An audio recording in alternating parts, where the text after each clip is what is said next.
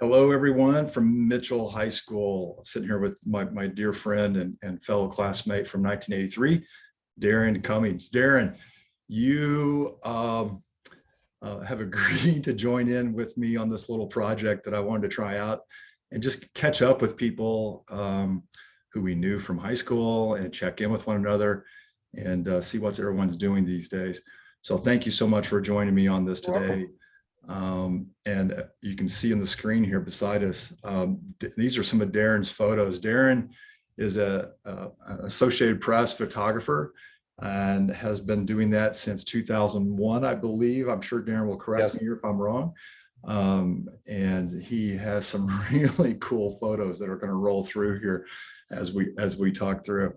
But again, Darron, welcome. Thank you for joining us today. My pleasure. So Darron, I vividly remember back in our MHS days, you walking around with a 35mm camera hanging around your neck, and it was with you all the time. So you got to share with me, when did you know that photography was your future? You're right. I working for the yearbook and also all during high school, worked for the Mitchell Tribune and the Bedford Times Mail on weekends. And I remember attending a band competition, and I believe it was Doug Howe loaned me his camera, and he said, "Please shoot some photos of the band."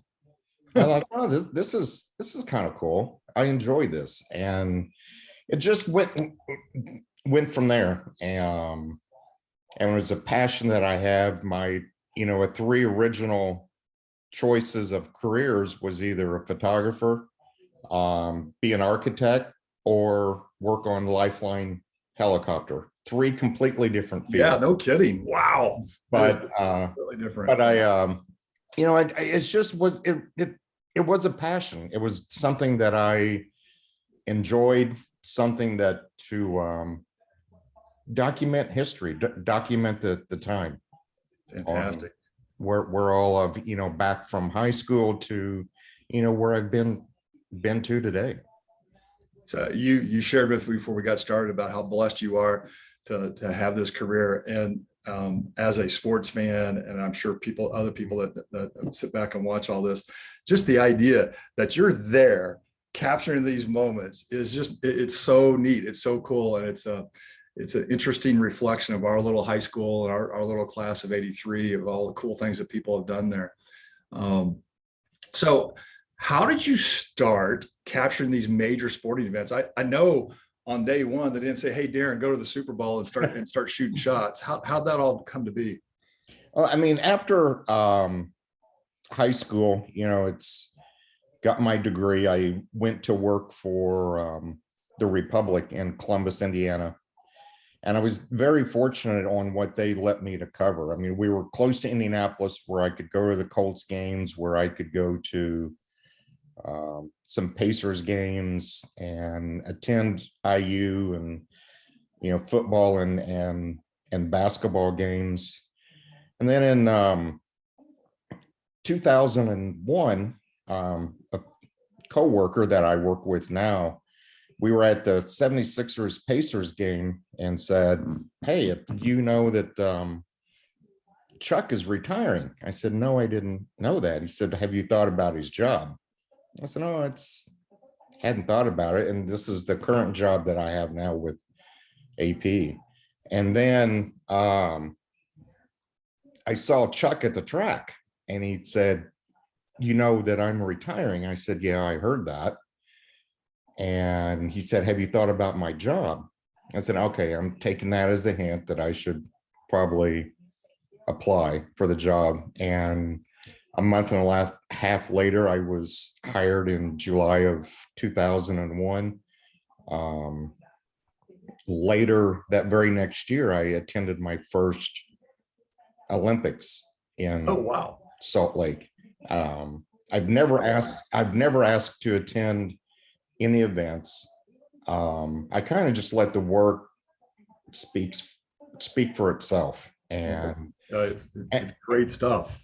And part of it is that sometimes I'm there as a photographer. Sometimes I'm there as an editor, which means I'm editing everybody else's images. And sometimes I'm there helping the editor out and prep photos. It's, as I like to say, it's, I'm one piece of a puzzle to help put out these Got images. it. Got it.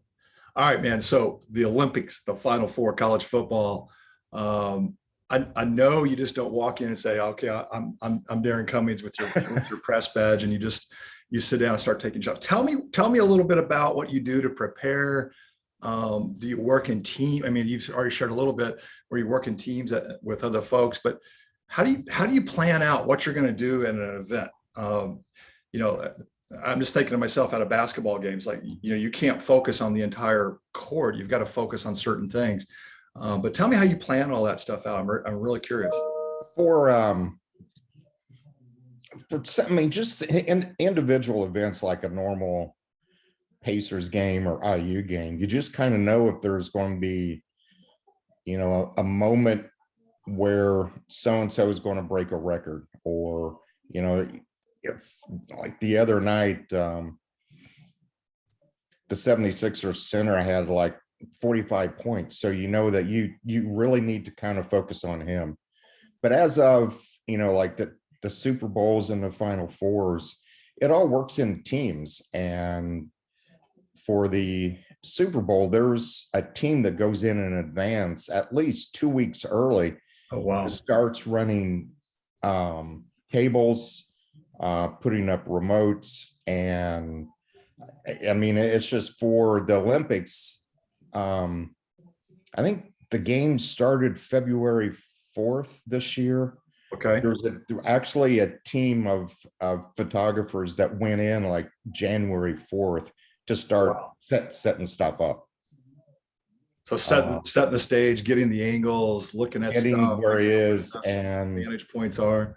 and in fact, it's just a lot of legwork in advance. If you're running a show like the Yeah. I've done the MLB playoffs, Okay. where you have all of the photographers' serial numbers, because with the computers, as soon as they're all transmitting photos live over the Ethernet cables. And Oh, that's interesting. Okay. they're pushing pictures to you from their cameras. Oh, wow. And we had a Yankees game, and they won the night before, and there was a photographer from Detroit, Kansas City, and Philadelphia, and we all had to meet at the hotel, then immediately go to Yankee Stadium. Okay. I was editing. I went and set up my stuff, and they all knew what all that they had to do. And an hour later, they all come back and plugged in the cameras, and everything works. It's a lot of that as a team that you work with, that you enjoy. Sure, we can get on each other's nerves at times. But I mean, that's kind of like the basis. And at a baseball playoff game, we could have 5 remotes set up, one overhead, one in the dugout, and then 3 photographers are all still shooting. Wow. So it's a lot of stuff that's flowing into you. I mean, it sounds so almost sterile in a way, but I know that can't be the case. So it's got to be absolutely a rush when you capture a moment that is pivotal in a game, or something really cool has just happened, and you've got it on camera. You've captured the image of it all. Tell me a little bit about that adrenaline rush, and do you have time to pause and like reflect on it for a moment? It's like, man, that was cool. What's that feel like? You kind of do that afterwards. Okay. I will not forget that I was down at IU when Mike Davis was resigning as coach. Oh, wow. And I was just kind of walking around, and I went into Assembly Hall, and Coach Davis come walking in by himself. And there he was walking across the court with all of the IU banners in behind him to a whole empty arena. Okay. And it's like, okay, That's a moment. I'm not supposed to be here, but it worked out. And it is one of those moments that you kind of Wow. remember.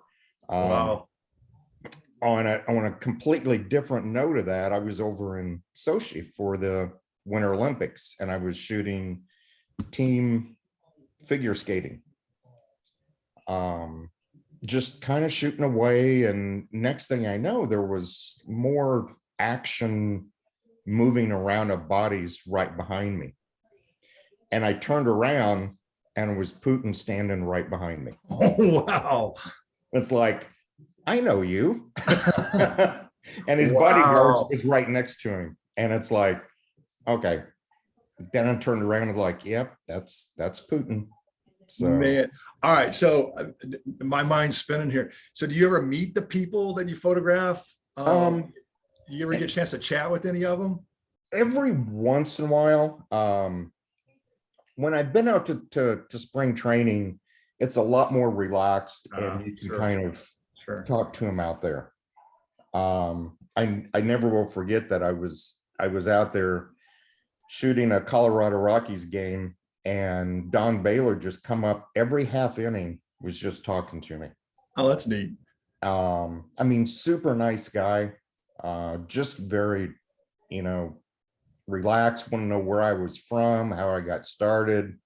And I mean, just things like that you cherish. Because they are human. As of personal relationships, I kind of keep that separate, because you don't want to get too close or too personal with some of these athletes, because what if something happens that you have to put out a picture of their arrest card, or you have to go shoot them going to a trial or something like that. So I keep that, completely.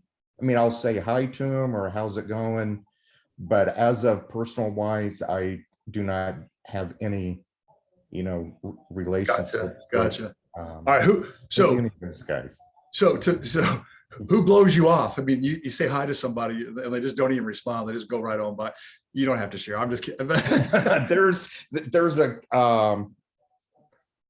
there's a couple LA Angel players that was blown away that they're not friendly at all to even during spring training, and one player is no longer there. So okay. All right, man. So what's next for you? I mean, you've been at this 20 plus years. Yeah.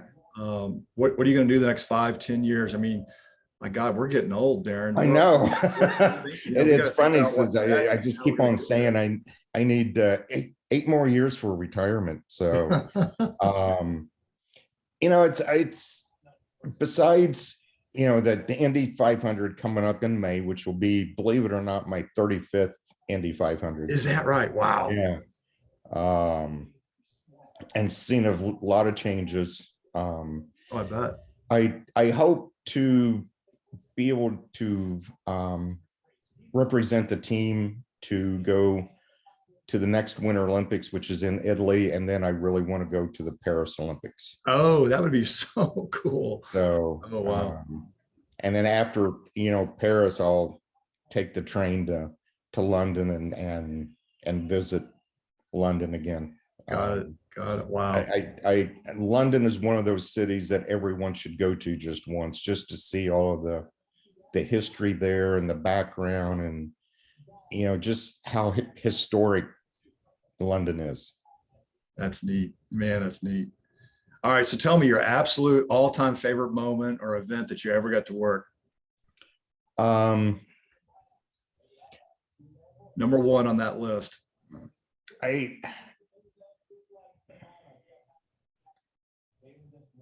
I think probably there's a couple of them that is I really enjoy covering the World Series. Mm, Um, just from being a baseball fan, but also, covering the Masters. oh, Uh, yeah. and seeing there and believe it or not, that when I was working for the Columbus paper, they had a Spider Miller won the Mid-Am and was able to go to the Masters, and the paper sent me and the writer to cover the Masters, and that was Tiger's first year at the Masters too. Oh, how cool is that? I Wow. know. And in fact, it's like, I'm wearing my Masters pullover today since that's going on this week. Heck yeah. But I mean, that's one of those moments. I mean, I covering the Final Four. Even last year during COVID, when they even had fans, I mean, you see a couple of pictures float up here. I mean, it's like, this is pretty cool what I'm able to be at. Heck yeah. Oh man. I mean, even the Ryder Cup. I mean, just seeing the enthusiasm from the crowd at the Ryder Cup events. I mean, I could go on. I mean, seeing Helio Castroneves win Indy 500 last year for the fourth time. I mean, the guy gives pure emotion. Yeah. I mean, it's pure reaction, and it's like, wow, I saw Helio win his fourth. Oh, that's pretty cool. That is very cool. So, all right, man. I know you do stuff besides photography. Uh, I know you've got other passions in life. So tell me a little bit about things you like to do. um, I did do triathlons. Okay. I think the body's getting a little bit too old to do those. In fact, I just sold a couple of my old bikes and got Oh, a wow. new road bike that's going to be more enjoyment for comfort riding. It's still a road bike. I mean, I enjoy that. I mean, it's being here in Indianapolis, just getting out on the Monon Trail and just getting out and running or walking, just the quiet time like that. Got Uh, it. Now you did try. Did you do a? Am I wrong? Did you do a full Ironman? I've done 3 full Ironman, Oh my God, all in Louisville. that's incredible. Um, and then and after every one of them, I got on a plane and flew to New York for the U.S. Open tennis. Oh wow. So Wow. it was pretty brutal for a couple of days when you always wore the support socks. Getting on the plane, everybody's kind of looking at you funny, but it's like, okay, I'm going to go as fast as I can, but I'm walking slow. So That's uh, just yeah, that's an event that I've never even thought about trying to do. I've run marathons before. yeah, I've never even thought about trying to do an Ironman. And Seidel does them, and Paxton does them. Paxton and Mark Stevens. Oh, and Mark Stevens. Yeah, exactly. So I mean, all right. Now, quick sidebar. Who would have ever thought from high school that Brett Seidel, of all people, would actually do an Ironman? and from what I understand, he's doing Wisconsin this year. Is he real? I hadn't heard that. That's going to Which be fun. is an Hopefully we can catch up absolutely with him. brutal course. Whew, Um, man. All right. Let's talk Mitchell High School for a second. So tell me what teacher had the biggest impact on you back in the day? I was thinking about that. Obviously, Phyllis Foltz, the teacher that kind of got me started in all of the yearbook stuff, Gotcha. and I'm sure she remembers all of the grief that Jay and I, tortured her with, and there was a yeah. So it's which I'm sure she would tell stories about us, but also Asa Terry, Oh, okay. All right. the accounting teacher, Uh-huh. and also, and I didn't look it up in our yearbook, but the drafting teacher that was also the football coach, Mr. assistant. Wood. Yes, yes. Yeah, he was one of my all-time, because he also coached track. Right. And so it was so much fun. I got to share, one of my favorite memories from high school was running the 4x4. And it was the last meet of our senior year. And I was the anchor leg, and we were able to win. I just remember Alan Wood just jumping up and screaming. It was the most animated, I think, in the entire time in high school that I ever saw that man. He was just so excited and so thrilled that we had pulled it off and we'd actually won that race. It's just one of those deals where it's embedded in the back of my head forever. He's a great guy. He talked life, when we were first doing drafting. Yes. Like, hey, how are you doing? And he always come up and sat or stood between Connie and I and just started talking to us. Yeah, he was just a real person. I mean, he was just real, and he genuinely, he cared. I mean, the others did too, and Asa Terry did, and so did, and believe it or not, that Phyllis and her husband every once in a while go and have morning coffee with Dad in Bedford. So and still kind of catch up with them a little bit, and it was good. I mean, I enjoyed the size of our class. I enjoyed, because my guess is most of us knew who each other were, and our parents, yes, and cousins and everything else. So yeah, absolutely. All right, so put on your memory cap for a second here. Okay. Way back the spring before we graduated, and I've even posted our shirt here. Look here, the class was class from 1983. We were the Reign of Terror.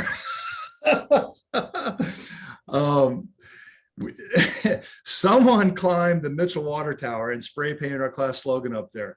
All right, so here's my open-ended question to you. Give me your best theory on who did it and who was involved.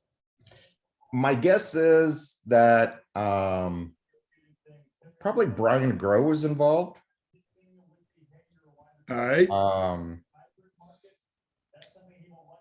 Probably even you were involved. And